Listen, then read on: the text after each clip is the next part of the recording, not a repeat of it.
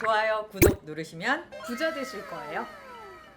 돈 터지는 경제 맛집 서유미의 돈 터짐이 시작합니다. 오늘은 김현우 행복자산관리연구소 소장과 함께 경제적 본능을 일깨워 보겠습니다. 안녕하세요. 네, 안녕하세요. 왜 이렇게 왜- 오랜만인 것 같죠? 왜 한숨 쉬려고 했어요? 한숨을 쉬려이 아니라 숨 아. 얘기하려고 이렇게 숨 들이마신 건데. 그렇군요. 아니 그나저나 네. 사망보험금을 사망하지 않아도 받을 수 있는 시대가 왔다. 그렇게 바꾼답니다. 네. 이게 틴톤 연금 뭐 이래가지고 해외에서도 있는 거거든요. 죽어야 나올 사망보험금을 살아생전에 땡겨 쓸 수 있도록 하겠다. 라고 이제 정부가 얼마 전에 발표를 했습니다. 네. 왜 그런 거예요? 이게 고령화 사회가 이제 심각해지고 있는데 그 개인적인 노후 대책들이 안 되어 있잖아요. 국민연금도 사실 지금 말도 많고 우리가 국민연금 도입된 지도 그렇게 오랜 역사를 갖고 있지도 않고 그래서 3층 연금이라고 하는데 일단 국민연금 부실해 퇴직연금 이것도 도입된 지 얼마 안 됐고 퇴직연금이라는 걸 도입 안 한 사업장도 아직 많이 있고 자영업자들 이런 건 전혀 없고 마지막 이제 개인연금 개인이 준비를 해야 되는데 그것도 돈 없으면 당장에 먹고 살 게 없는데 무슨 연금 준비해요.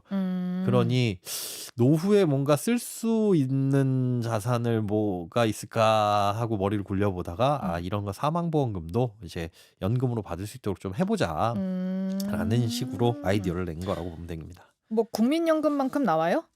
아니요, 그렇게 많이 안 나와요. 결론부터 말씀드리자면 네. 저는 이거 그닥 그닥. 그닥이고 여기에 해당되시는 분들은 안 하시는 게 좋을 것 같다라는 생각이 들어요. 왜요? 그러니까 모든 종신보험이 해당되는 건 아니거든요. 네. 이게 예전에 금리 확정형 보험이라는 게 있었어요, 종신보험에. 그러니까 우리가 모든 보험은 지금 변동. 네. 그러니까 뭐 고정금리 보험 있던데요. 그런 거 상당히 이제 뭐 낮은 금리를 주고 예전에 90년대 후반때까지는 설마 금리가 뭐 2% 3% 되는 그런 말도 안 되는 상황이 벌어지겠어? 그리고 보험사들이 되게 그런 아니라는 생각으로 경쟁적으로만 이제 영업을 하다 보니까 저희는 최소한 6% 드릴게요. 저희는 최소한 7% 드릴게요. 그게 그냥 일반적인 그때 당시의 컨센서스였어요. 그러다 네. 보니까 당시에 그런 고정적인 금리를 가지고 앞으로는 우리가 미래 한 30년 후에도 금리는 한 5% 될 것 같아. 그래서 그런 예정 이율로 보험을 만들었다고요. 그랬는데 이런 상황이 와버렸잖아요. 그런 금리 확정형 보험들을 이 사망보험금을 포기하고 연금으로 받으면 살아생전에 쓸 수 있도록 해주겠다라는 건데 네. 그거는 굉장히 깨기 아까운 보험들이고 근데 들어보니까 방금 전에는 노후에 재산이 없기 때문에 이 사람들이 받아 쓸 수 있게 해주겠다는 네. 굉장히 좀 인심 섞인 얘기를 했는데 들어보니까 보험사가 손해일 것 같아가지고 먼저 깨준다는 느낌 같은데요? 저도 그냥 좀 약간 그런 느낌이에요. 그런데 사실은 뭐 종신보험이야 사망보험금이니까 그거는 위험보험료도 많이 뗐을 것이고 어차피 주기로 예정되어 있던 돈들인데 굳이 보험사 입장에서 이게 이득이냐 손해를 따지냐라고 한다면 제가 보험사라고 한다면 그렇게 연금 전환하시는 분이 많으면 많을수록 또 구조가 어떻게 나오는지는 모르겠지만 많으면 많을수록 참 좋을 것 같다. 라는 그러니까요. 생각이 좀 들더라고요. 저도 그런 생각이 듭니다. 네. 그러면 거의 그 사망보험에서 받을 수 있는 금액들이 거의 막 억 이렇게 정해져 있잖아요. 보통 그렇죠. 그러면 1억이라고 치면 네. 1억이라고 치면 어떻게 연금화를 하는 그 거예요? 1억을 다 주는 것도 아니고 최대 90%. 음. 그러니까 1억 중에 나는 9천만 원을 연금으로 돌려서 주세요라고 하면 뭐 평생 무슨 한 30 얼마 뭐 이런 식으로 이제 지급을 해주는 거거든요. 그리고 나머지 1천만 원이 남아 있잖아요. 이건 사망하면 주고 그런 식으로 주게 되는데 물론 그 보험을 깨가지고 내가 활용을 하는 것보다는 나아요. 그거보다는 뭐 수익비가 좀 나은 편인데 굳이 그래야 되나 싶기도 하고 물론 사망보험이 필요 없어지고 나는 살아생전에 내가 쓰는 게 제일 중요해라고 한다면은 하셔도 되겠지만 하나의 선택지는 되겠지만 그렇게 와 괜찮다 이거 이거 나도 종신보험 하나 있는데 이거 한번 해볼까? 랄 정도로 그런 느낌은 안 든다는 거. 그리고 과거에 이제 금리 확정형 보험만 해당이 된다 그랬잖아요. 올해 이게 하반기부터 그런 되는 상품들을 다시 출시를 할 건데 지금은 다 금리 연동형이니까 네. 그 보험이 출시된다고 하더라도 이걸 위해서 굳이 가입해야 될 필요는 있을까라는 생각은 계속 남아 있어요. 물론 상품 나와서 들여다봐야 되겠지만 제 네. 생각엔 그냥 뻔하겠다라는 음, 생각이 들더라고요. 그렇겠죠. 네. 그러면은 하반기부터 드는 보험이 여기에 해당될 거고 여태 한 분들 중에서는 그 확정 금리 확정형 보험들. 금리 확정형만 가능하다 네. 하면은 뭐 전부 다 가능한 것도 아니고. 전부 다 가능한 것도 아니고요. 그러니까 저는 걱정되는 게 그거죠. 이렇게 바뀌게 되면 사실 지금 보험사들이 팔고 싶어 하는 보험이 보장성 보험이에요. 저축성 보험 뭐 연금 이런 거 팔고 싶어 하지 않아요. 뭐가 달라요? 회계 기준 때문에. 회계 기준, 국제 회계 기준이 바뀌었거든요. 네. 그래서 그걸 적용할 때 보장성 보험보다 저축성 보험을 판매하게 되면 그게 회계 기준에 굉장히 부정적으로 부정적인 영향을 미쳐요. 그러니까 쉽게 얘기해서 저축성 보험은 보험사 입장에서 돌려줘야 되는 돈, 보장성 보험은 사망보험금을 줘야 되긴 하지만 중간에 깨면 거의 안 주잖아요. 이런 것들은 돌려주기는 줘야 되겠지만은 그래도 내 자산에 많이 긍정적인 영향을 미치는 보험. 그러면 판매를 할 때 이런 보장성 보험들을 많이 팔고 싶은데 이제는 포화죠. 실손보험 없는 사람 없고, 그렇죠. 뭐 그냥 웬만한 암보험 이런 거 안 갖고 있는 사람 없어요. 그러면 이 상황에서 보험을 더 많이 가입시키려면 새로운 보험을 뭔가 만들어야 되는데 그런 새로운 영역은 위험률이 높아요. 괜히 이런 거 가입했는데 막 보험금만 막 지급되고 그러다 보니까 기존의 전통적인 어떤 보험을 좀 판매하고 싶은 상황에서 요렇게 제도가 변경이 되면 아마 이제 종신보험 쪽으로 집중이 또 될 거란 말이죠. 그리고 중간에 깨면은 해약환급금 거의 없되 사망보험을 받을 수 있고 그 사망보험은 그때 가서 연금으로도 쓸 수 있습니다. 뭐 이런 식으로 홍보를 할 텐데 네. 저는 이제 저축과 보장은 네. 아예 분리를 시켜야 된다라고 생각을 하거든요. 네. 아니면 이건 두 마리 토끼 잡는 게 아니라 이두저도 안 돼요. 이거는 저축도 아니고 그때 가서만 쓸 수 있고 근데 그런 상품들이 막 이제 쏟아져 나올 텐데 그 안에서 좋은 상품을 고르려고 사람들이 그럴 거란 말이죠. 어쩔 수 없어요. 뭐 이게 좋냐 저게 좋냐 A 보험사가 좋냐 B 보험사가 좋냐 그러는데 아예 그 상품 자체가 안 좋다라는 걸 전제로 하게 되면 조금 판단이 쉬워지지 않을까. 물론 가서 봐야 되겠지만 네. 처음부터 초치는 소리 아닐까 싶긴 한데 네. 보니까 사망 나오는 연금액도 그렇게 많지가 않고 네. 차라리 그 돈이면 저축을 하겠다. 그 연금 혹시 받을 때 그것도 세금 떼나요? 이거는 안 떼요. 이건 안 떼요. 그 하나 유일하게 장점이 있다면 보험사가 저축성 보험이든 뭐든지 간에 그 10년 이상 유지하게 되면 보험 차익에 대해서는 비과세거든요. 근데 세금을 안 떼는 것도 좋기는 한데 그거는 있습니다. 그러니까 우리가 노후에 걱정을 해야 될 게 두 가지예요. 다음번에 이제 노후 준비하면서 요거는 꼭 대비하세요라고 말씀드릴 텐데 네. 무서운 건 세금보다 건보료입니다. 아. 건강보험료가 그 기준이 2천 이상이면 직장 가입자들은 그래요. 그래서 저는 참 직장 가입자가 참 부럽기도 한데 지역 가입자는 어떻습니까? 지역 가입자는 금융소득이 1,000만 원이 넘어가게 되면 전액 소득으로 잡힙니다. 근데 금융소득이 1,000만 원 넘는 것도 축하할 일입니다. 연간 근데 한편으로 생각해 보세요. 난 노후를 대비하기 위해서 저축을 한 20년 동안 쭉 했어요. 그런 게 누적이 되면 그때 가서 빵 터질 수가 있거든요. 예. 그리고 연간 1,000만 원이면 금융소득으로 내가 한 달에 100만 원씩만 써도 1,200인데 어떻게 목돈을 좀 퇴직금 같은 거 받아가지고 잘 굴려볼까 하는 것도 그런 것도 좀 고민이 될 거고. 그런데 직장 가입자들은 어떻게 돼 있냐면 일단 내가 받는 월급에 연봉에 연간 소득이 2천만 원을 초과를 해야 모든 다른 소득을 합쳤을 때 2천을 초과해야 네. 그 초과분에 대해서만 건보료를 부과하거든요. 근데 소득을 평가를 할 때는 금융소득은 1,000만 원을 초과해야 그때부터 소득으로 보고 그런 소득을 합쳐가지고 2천을 초과하면 그때부터 건보료를 부과하는데 초과분에 대해서만. 그러니까 사실 뭐 금융소득으로 2천이 넘어가도 건보료 부담은 초과분만 살짝 부담을 하는 건데 네. 지역 가입자들은 자들은 아니죠. 전부 다. 네, 전부 다. 그러니까 1,000만 원의 이자가 났다. 아싸 할 게 아니라 건보료는 한 8% 정도 부과가 되거든요. 네. 직장 가입자는 그거 반을 회사에서 내주잖아요. 그렇죠. 그런데 지역 가입자는 내가 내 돈으로 다 내야 된다고요. 근데 이게 월급 받으시는 분들은 해당 없는 얘기가 아니라 언젠간 은퇴하시고 그렇죠. 받게 되는 거니까. 그런데 이런 종신보험이나 뭐 연금보험이나 이런 거에서 나오는 개인보험 이런 것들은 건강보험료 부과 대상에서 제외가 됩니다. 그러니까 그런 것도 이제 또 따져봐야 돼요. 이 돈을 넣고 어디로 굴릴 것이냐를 따져봤을 때 그거 하나는 장점. 근데 너무 어려운 것 같아요. 이 모든 걸 다 계산을 해가지고 그러니까요. 내 재산과 막 이런 거를 계산을 해서 이건 이렇게 하고 저건 저렇게 하고 우리나라 사람 중에 뭐 얼마나 그렇게 할 수 그게 있을까요? 전 답답한 게 알려주는 곳이 없어요. 좀 전에 그 세금 때문에 저한테 물어보셨잖아요. 네. 세무사한테 물어보면 그건 확실하게 압니다. 네. 그러나 세무사가 건강보험 제도에 대해서까지 빠삭하게 알고 있는 경우는 거의 없어요. 왜? 세금 전문가니까. 결국은 답은 뭐냐면 이건 개인이 알아야 돼요. 개인이 공부해서 아 그런 게 있구나. 그런데 그 공부하는 계기가 어떻게 생기냐면 한번 두드러 맞았을 때. 그치. 이미 음. 벌이 한 번 벌어졌을 때. 그러니까요. 그런 이제 상담 사연들 저한테 많이 오거든요. 네. 아니 무슨 저축 돈 그래도 목돈 있는 거 잘 모아놓은 거 한 2-3년짜리 상품에 넣어놨다가 뭐 우체국에 넣었다가 받았는데 음. 갑자기 거보료를 내라고 올해부터 날라왔어요. 이거 뭐 저는 이제 그 돈 없어요. 어떻게 해야 돼요? 조정 못 하나요? 조정 불가. 이렇게 한번 딱 맞으시면 야 이거 금융상품 괜히 가입해가지고 이자 이렇게 많이 받으려고 했다가 건강보험료 폭탄 맞는구나. 음. 이런 경험하게 되면 그때부터 이제 조심하시게 되는 거죠. 네. 안타깝게도. 아무튼 그렇습니다.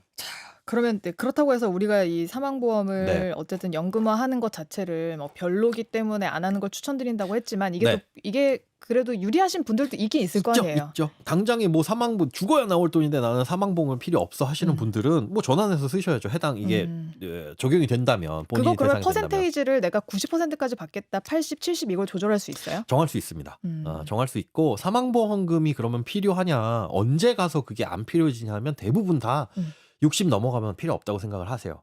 그 왜 그러냐 하면 네. 사망보험금을 왜 가입할까요? 가입하셨어요? 저 안 했어요. 왜 안 하셨어요? 남편도 안 했어요. 왜 안 했을까요? 뭐 돈이 없어서죠 뭐. 에? 아니 근데 사망보험을 왜 들어야 되는지는 알아요. 왜냐면은 제가 직장을 다니다가 갑자기 죽으면 네. 남은 식솔들은 먹고 살 게 없잖아요. 그렇죠. 근데 왜 지금 가입을 안 하셨어요? 그러니까요. 남편은 알아서 하겠지. 이런 생각 아닌가요? 대부분 사망보험금을 가입할 때는 배우자를 생각하고 가입하시는 분들은 없어요. 그건 애들. 순해. 그쵸. 음. 애들 때문에 가입을 합니다. 그런데 애들, 아이고, 내가 혹시나 무슨 일 생기면 이거 뭐 애들 학원 다니는 것도 끊을 수도 없고 어떻게 하냐? 이 걱정에 가입을 했다가 그럼 그 걱정이 언제 사라지냐? 애들이 장성해가지고, 다 크면. 그 나이 지금 되면 이제 60쯤 됐거든요. 네. 은퇴할 때쯤 되니까 나는 돈이 없어. 애들은 장성해가지고 이제 내가 죽어도 얘네한테는 뭐 크게 문제 안 돼. 물론 사망보험금으로 보탬이 좀 되면 좋겠지만 당장 죽을 것도 아니니 당장 보탬도 안 돼. 그러니 그래도 내가 살아생전에 요거라도 쓰자 하면서 기껏 가입한 종신보험도 그때 가서 다 깨거든요. 근데 깰 때 보면 내가 낸 돈이 5천만 원인데 5천만 원 거의 다 받으면 다행인 거고 대신에 이제 버티기만 하면 사망보험금 1억을 준다는데 그거는 이제 포기를 해야 되는 거고. 그건 내가 죽어야 되는 거고. 네, 그리고 심지어 거기다가 특약 같은 거 넣는 경우 있잖아요. 종신보험에. 네. 암 진단금 무슨 수술비. 보험을 깨면 이것까지 다 사라지네요. 그럼 그거 걱정돼가지고 또 못 깨고 있고 뭐 그 선택을 못하는 경우들이 있는데 아예 애초부터 그러면 사망보험금 우리가 가입할 때는 필요한 시기까지만 가입하자. 근데 내 자식이 언제 취직할지 모르는 세대예요 지금은. 아무리 못해도 40 전은 하겠죠. 그 애를 근데 너무 요즘에 40 다 돼서 낳으니까. 그러니까 그때 낳았을 때부터 한 25년 정도면 25 정도면 취직을 못했다고 해더라도 그때는 아르바이트를 해서라도 생계는 본인이 유지할 수 있는 나이잖아요. 그때까지도 부모님이 우리 부모님이 실직하셨어. 난 이제 어떻게 먹고 살지? 내 나이 28에 너무 우울해. 아니 그럴 수도 있어요. 요즘엔 솔직히. 아, 하지만 수도 있지만 그렇다고 해가지고 큰일 나는 거 아니다. 그러니 막내 아이의 나이를 고려해서 플러스 한 25살 정도면 뭐 성인 충분하잖아요. 네. 그 정도까지만 사망보험금 이렇게 가입해 놓고 그럼 되게 싸요. 종신보험에 비해서 한 10분의 1 수준입니다. 왜냐하면 우리나라의 사망 위험률을 보면 한 60세, 65세까지는 위험률이 굉장히 낮아요. 극히 낮아요. 사망은 영유아 때 조금 높다가 그 시기를 지나면은 이제 60세까지는 별반 그렇게 높지가 않습니다. 그러다가 이제 나이가 들면서 높아지는 거니까 그 위험률이 낮으니 보험료도 싸요. 그래서 저도 한 40살에 25년짜리 사망보험금 1억을 하는 날 가입했는데 월 2만 원이에요. 근데 요즘은 또 사망 위험률이 더 낮으니까 그보다 더 싸다고요. 인터넷에서 가입하면 여자분들은 훨씬 더 싸고 그런 거 정도 뭐 한 1, 2억 정도 가입해 놓고 종신보험 10만 원, 20만 원 낼 돈 그 차액으로 차라리 그냥 S&P 500 같은 데다가 한 20년 묻어놓으면 네. 죽어야지만 나오는 돈 1억 이거를 받을 것이냐 아니면 65세까지는 나오지만 그 뒤엔 소멸이더라도 내가 환급을 받을 수 있는 그런 현금성 자산으로 뭐 주식에 묻어둘 것이냐 그 선택일 거라고 봐요 저는.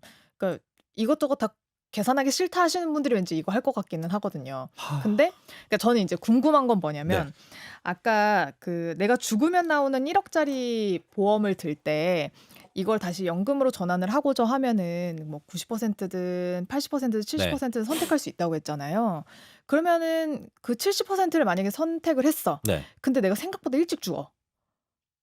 그러면은 그 연금 계산이 어떻게 될까? 기대 수명이 아. 어떻게 계산이 되는지 궁금해요. 그거는 이제 종신형 연금을 선택을 하느냐, 예. 확정형 연금을 선택을 하느냐, 세부적인 상품 구조가 나와 봐야 됩니다. 음. 그러면 이제 확실하게 유불리가 이게 판단이 그러니까요. 되겠죠. 지금 제가 금액을 모르겠어서. 네, 지금까지는 그게 정확히는 안 나왔어요. 요런 식으로 하도록 하겠다 정도고 예시 정도만 금감을 들어줬는데 그건 종신형 기준으로 하다 보니까 그렇게 금액이 크지가 않아요. 그리고 우리가 제가 알기로는 막 18만 원 막 이렇다는 거예요. 그러니까 1억 원을 그 즉시연금에 가입을 해서 죽을 때까지 받는다라고 하더라도 뭐 나이에 따라 다르겠지만 한 60세 정도로 받았을 때는 40만 원도 채 안 나와요.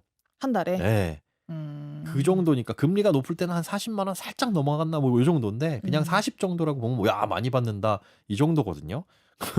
그런데 그거에 또 일부를 쓰게 되고 여러 가지 옵션이 달리게 되면 훨씬 더 적은 금액이 나오겠죠. 그러면 제 생각에는 한 1억 원을 갖다가 돌리더라도 한 20에서 30 수준 되지 않을까? 될까 말까?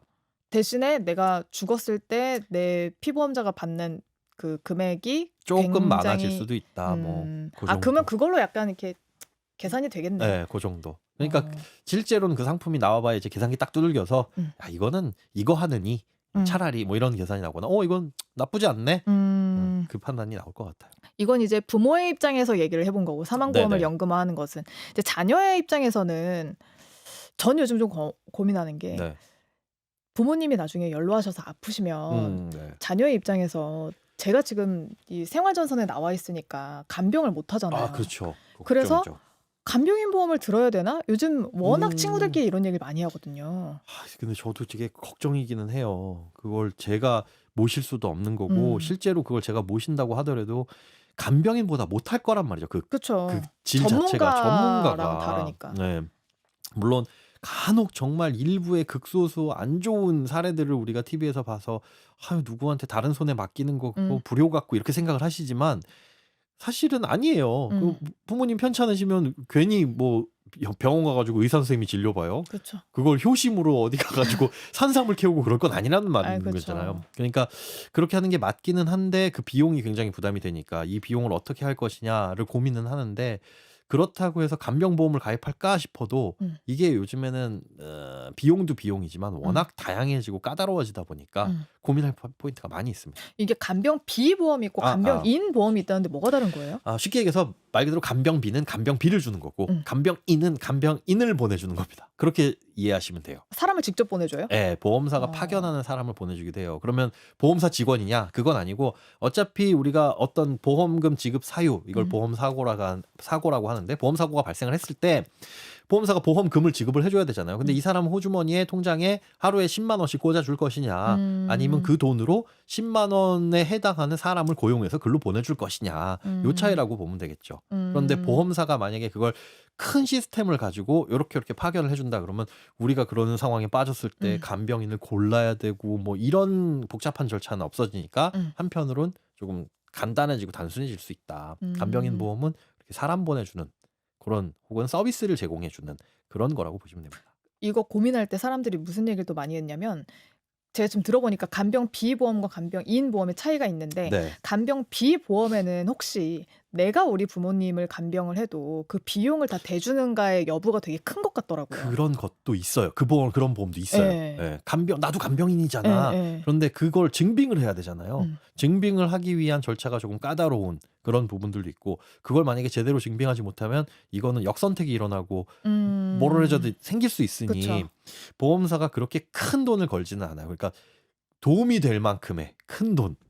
뭐 내가 직장을 아예 그냥 그만두고 이제 부모님만 모시고 하면서 간병을 할 거야. 그래도 생계 유지할 수 있을 정도의 그 정도 걸어놓지도 않고 아주 애매한 수준. 사고가 나더라도 봐서 위험률 봐서 이거 없애버리자. 혹은 갱신형으로. 갱신형 보험이라는 게 딱 그거거든요. 위험률을 저희가 한 1년마다 한 번씩 판단을 해가지고 저희가 손해볼 것 같으면 보험료 좀 많이 받고요. 아니면은 유지하고 뭐 혹시 저희가 조금 많이 남는 것 같으면 깎아드릴게요라고 하는데 결국은 그건 뭐냐면 보험사가 무조건 유리한 제도다. 갱신형 보험은 대부분의 간병비, 간병인 보험들이 새롭게 출시되는 것들 보면 치매보험도 마찬가지고요. 네. 그래서 갱신형으로 나오는 것들이 많이 있어요. 어. 아직 모르니까 그런 보험 그래서 사업에 대해서. 작년에 한창 막 SNS 이런데 막 보험 모집인이다 이런 네. 얘기를 하면서 그 얘기를 되게 많이 하는 거예요. 그 가족이 간병을 하는 거에 대해서 인정해주는 조항이 앞으로 빠진다. 아, 그러니까 빨리 가입해라. 빨리 들어라. 이래가지고 저 약간 되게 조급해졌었거든요. 이게 늘 이제 막차 타세요. 네. 절판 마케팅. 근데 그럴 때 이제 가입하는 게 대부분 제가 경험으로 봤을 때 그렇게 좋은 게 없었습니다. 아 없었어요. 그래요? 예. 근데 이게 간병보험을 가입을 하려는데 이것도 돈이 크게 많이 들잖아요. 꽤 비싸거든요. 네. 그러니까 꽤 비싸다라는 건 제가 보기에 아, 이 정도 수준은 있어야 그래도 도움이 되겠구나 싶을 정도로 가입을 하려면 부모님 연세가 꽤 되시니까 못해도 한 달에 20에서 25만 원 막 이렇게 나간단 말이죠.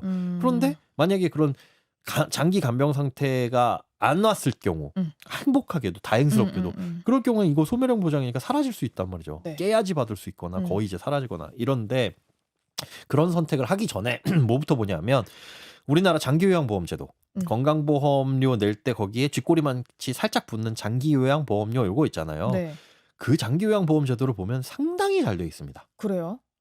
이게 건강보험 재정이 망가질 수밖에 없구나 싶은 정말 잘 돼 있어요. 정말 잘 돼 있고 그 제도만 잘 알아도 물론 그걸로 완벽하게 할 수는 없습니다만 그걸 일단 공부를 해보고 그게 진짜 PDF 책으로 한 3mm 정도 두께 될래나? 우리 다음번 주제 정해졌네요. 그걸 일단 공부해 보시고 어디까지 우리가 보장을 받을 수 있는지 그러면 여기까지는 내가 고민 안 해도 되겠다. 이 이외의 사고가 발생을 했을 때는 어떻게 할 것이냐. 그럼 그건 준비를 해야 되겠네. 내 돈으로 모아서 저축으로 마련할까? 아니면 보험으로 준비할까? 그걸 선택을 하셔야지 막연하게 치매 무슨 뭐 이런 노인성 질환으로 뭐 연간 간병 비용이 얼마 이런 광고만 보고 덜컥 가입하시는 건 네. 저는 비추합니다. 네. 자, 그럼 우리 짧게 또 하나 더 알아볼 텐데 네. 간병인 보험을 알아보고 나서 다들 좀 두려워하는 게 상조예요. 그죠? 이게 돌아가셨을 때. 그런 비슷한 느낌이에요. 사망보험금을 받을래? 아니면 상조 서비스를 받을래?라고 하는 것과 간병비 받을래? 간병인 받을래? 그쵸. 하는 그런 예. 느낌이거든요. 상조 서비스 저는 필요하다고는 봐요. 왜냐하면 요즘에 문상 가면 다 그거 해주시는 분들이 오시잖아요. 네. 뭐 보람 상조 막 이런 거 되게 네. 매달고 오시잖아요. 맞아요. 그런데 늘 위험한 게 지금은 그런 이제 예탁금에 대한 관리가 그나마 좀 잘 되고 있으나 네. 과거에 늘 문제됐던 게 이거 받아가지고 그냥 원래 없어지고 낸 돈들 저희 이제 못 드립니다 해가지고 파산. 예. 그런 상조 회사들이 많이 있었거든요. 뭐 그걸로 영업 안 되다 보니까 뭐 중간에 이거 크루즈 여행으로도 돌릴 수 있고요. 뭐 여기 불안하기는 불안하네. 상조가 어디까지 되는 거예요? 상조가 뭐 돌아가셨을 때 그 전체 절차를 책임지고 그 장례 비용까지 다 대주는 거예요? 그런 경우도 있고 아니면 사람만 보내주는 경우도 있고 이게 상조가 보험사에서 해주는 상조도 있어요. 그러면 그건 이제 사망보험금 얼마 지급을 해주고 물론 이제 상해 사망이냐 질병이냐 이거 따지기도 하지만 거기에 미리 선택을 하게 되면 그 각종 비용들 있죠. 관은 무슨 관으로 해가지고 요거 얼마짜리는 마치 암 진단금 1,000만 원, 뭐 500만 원, 300만 원짜리 이런 것처럼 그걸 골라가지고 받을 수 있는 것들도 있고. 네. 근데 상조 회사에서 하는 거는 보통 서비스에 집중이 되어 있죠. 그래요. 근데 장례 비용 자체가 되게 부담된다는 분들이 많거든요. 그때 되면은 드는 돈이 장례식장만 하면 되는 게 아니라 거기 음식, 뭐 지금은 관. 네, 그거는 우리가 그래서 사회생활을 잘해야 된다. 열심히 사회생활을 잘해야 된다. 그게 이제 감당이 안 돼서 어쨌든 부조금으로 들어오는 그것들로 충당할 생각을 1번으로 하셔야 되고 나머지 것들을 보험으로 케어하거나 상조로 케어하려면은 이거는 예측이 안 되는 비용이거든요. 그렇죠. 언제까지 들어야 될지도 모르는 거고. 그렇죠. 그리고 이제 한번 상을 치러 보신 분들은 알겠지만 이게 그냥 장례식장 빌리고 음식하고 뭐 이거 정도가 아니라 네. 거기에 이제 하다못해 여기 영정사진 모시는 곳에 뒤에 국화들이 이렇게 있잖아요. 맞아. 꽃 비용도 든다 그랬어요. 그게 사람 심리를 그렇게 자극을 해요. 이게 뭐 A급, B급, C급이 있는데 C급으로 하면 휑 해가지고 벽이 다 보이고 그래도 한 B급 정도는 해야 어느 정도 채워놓고 그 다 돈이거든요. 맞아요. 다 그리고 돈이에요. 들어와서 그 조문객들 들어와서 국화 하나 놓는 거 하나하나 다 돈이라고 하더라고요. 그것도요 요즘에? 네, 네.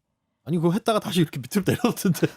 그게 또 돈이었죠. 얼마 전에 다녀왔는데 장례식장 세상에. 비용도 일단 하루에 몇백이고 좋은 그렇죠. 데긴 했는데 몇백이고 국화 하나하나마다 돈이 다 든다고 하는 거예요. 그리고 뭐 부모님 가시는데 수의라도 좋은 거 해드리고 당연히 싶고 이러다 그런 보면 지금 몇백 몇천을 넘어가는 네. 거예요. 그래서 아니 내가 사회생활을 아무리 잘해도 이게 감당이 가능할까라고 걱정하시는 분들이 주변에 너무 많아가지고 그래서 여쭤봤어요. 상조가 어디까지 커버가 되는 건가? 그거까지는 안 됩니다. 음. 거기까지 하면 이제 상조에서 다 파산을. 상조에서 우리가 납입하는 돈 보면은 네. 해봐야 한 달에 뭐 25,000원, 1년에 30만 원, 뭐 그 정도, 35만 원, 요 정도 받아가지고 네. 10년 내가지고 300만 원 받는 걸로 그런 걸로 다 해드리면 뭐 20년 내면은 요거. 근데 그 돈으로 거기까지 그러게 케어하면 몇 천을 커버할 수는 불가능하죠. 없겠네요. 없죠. 예, 알겠습니다. 약간 그렇습니다. 어쨌든 오늘 얘기한 건 다 별로란 얘기네요. 상조도 저도 임박해서 혹은 그때 가입해도 늦지는 않거든요. 내가 현금만 조금 있으면 그때 그 돈을 내도 되는 거니까 굳이 내놓고 혹시 어디 불안하지 않나 이 상조회사 하는 것보다는 그래도 현명한 선택이라고 생각을 하고 있는데 네. 근데 경황이 없으면 그거 그때 뭐 찾아가지고 어떻게 가입하겠어요. 그러게요. 자, 오늘의 결론은 사회생활을 잘하자 였습니다. 자, 지금까지 김현우 행복자산관리연구소 소장과 이야기 나눴습니다. 고맙습니다. 네, 고맙습니다.